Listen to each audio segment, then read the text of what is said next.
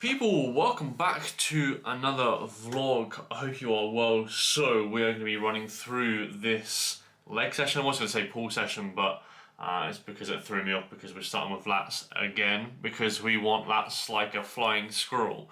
So we always hit lats. But in today's vlog, we are specifically going to be talking about rates of gain and also like marination phases and when you should basically hold weight, etc, etc. So I'll actually go through kind of my circumstance, and then you can obviously be like, oh, okay, that's actually similar to my circumstance, or it's got nothing to do with me, so it doesn't apply to me, etc. So my scale weight at the minute is hovering between like 83 and 84 kilograms. Now, my training performance is fucking flying. Like, I'm pretty much going to the gym and I'm beating the sheet every fucking session, right? Now, obviously, I'm set up in a unique circumstance to most, where I can like sit at my laptop, dictate when I work, like block out my calendar, dictate when I'm working out and all that good stuff, right? So I know that my peak performance is around like 10 or 11 a.m. I basically eat around 10, drive to the gym, train, whatever, go home, nutrient timing's on point, sleep's on point, whatever. But nevertheless, all good, right? Now, I know we all have stressors, right? Stressors in life, right?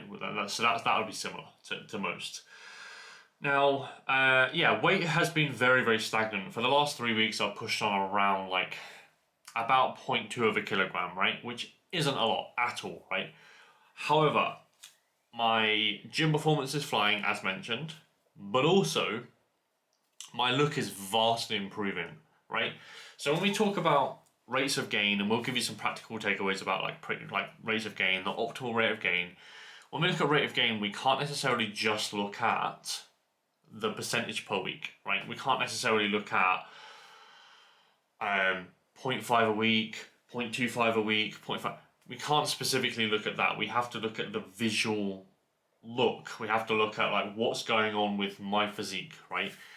Now, if my scale weight is trending down, but my look is vastly improving, I look fuller, bigger, etc., and my training performance is fucking awesome still, in what scenario would that make sense to then push up weight? Okay, and you got to look at like the scientific research with a heavy pinch of salt, right? Because the scientific literature at the minute with rates of gain and the optimal rate of gain is basically, it would just be an untrained individual, from an untrained individual perspective.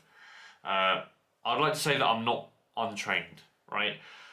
So basically we have to look at like that side of things with a heavy pinch of salt. That being said, if we're seeing scale weight like stagnate and our looks like not really too dissimilar, then we can look at then pushing up food. Food almost has to be earned in an off season, right? We can't just willy-nilly push on scale weight every single week, right? And if we do that, you're gonna get fat, and I don't want you to get fat. So when should you push on more calories? Right, when you visually look flatter, and when training performance is like you're going to the gym and you're getting like 1 or 2 reps maybe every week, right? Obviously, if you're an advanced trainee, ignore that. You're probably going to do that anyway, even when you have a good rate of gain. But very generally, for the most part, if you're watching this, you're probably going to have them 2 proxies there. If them 2 are going, like training performance is and your look is looking a little bit flatter, then push up scale weight. I would generally go between like 0.25 and 0.5% per week. But again, we can fall outside of that, either side, like very generally with two circumstances.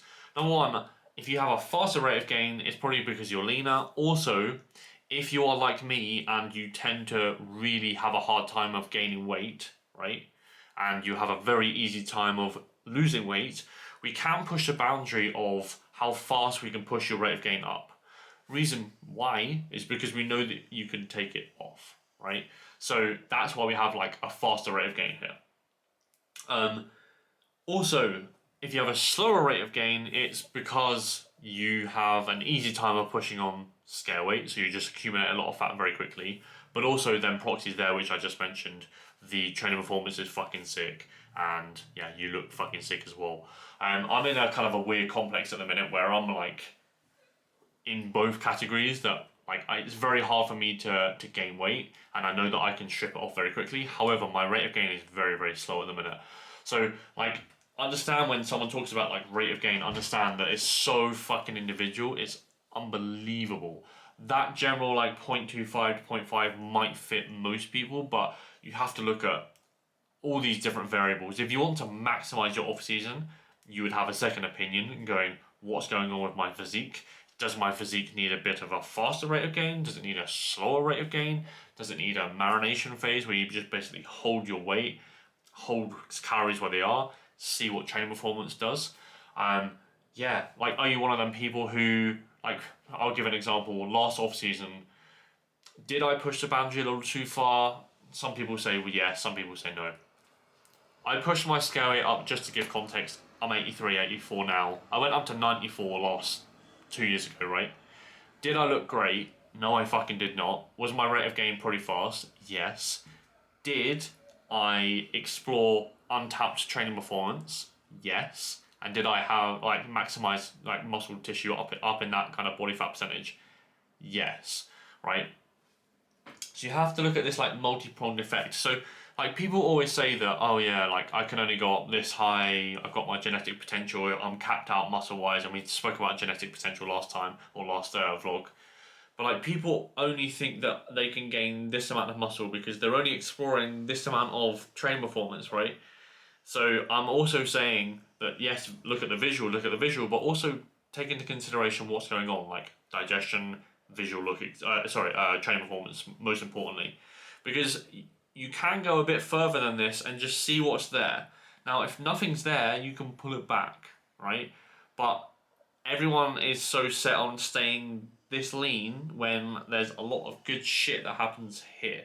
Because when you come down, you'll notice what you've been doing here. Because if training performance is unbelievable, which it was in my circumstance, then you're just going to accumulate a lot of tissue. Now, the hard part from there is obviously trying to keep that muscle, right?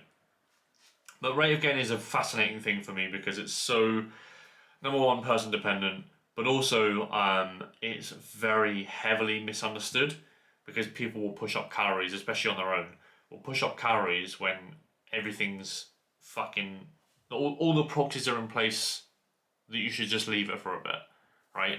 We should only, at some level, just almost like push, see what happens, good shit's happening, leave it.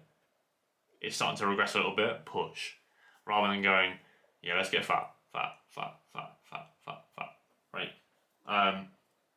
But yeah, that's pretty much what I'm going to say on this, on the subject. There's a lot of like, again, nuance and like individuality there. A lot of that will contradict itself as well because there'll be so many circumstances that contradict each other. Like my circumstance right now is I need to kind of marinate and hold training performance as sick and potentially push up. My last year's off season was basically about pushing on because I was just seeing training performance go up, like very much a kind of a hold, and then I just went up and up to 94, saw really fucking good gains, and then came down to you. Again, this is the good thing about like being coached is that you literally just get told what to do and you push up when necessary and you pull back when necessary. But yeah, I hope you took some away from the vlog. I know it's a bit baffling, I'm sincerely sorry, but I have to cover all nuances. So yeah, hope you're well, and I will speak to you in the next one.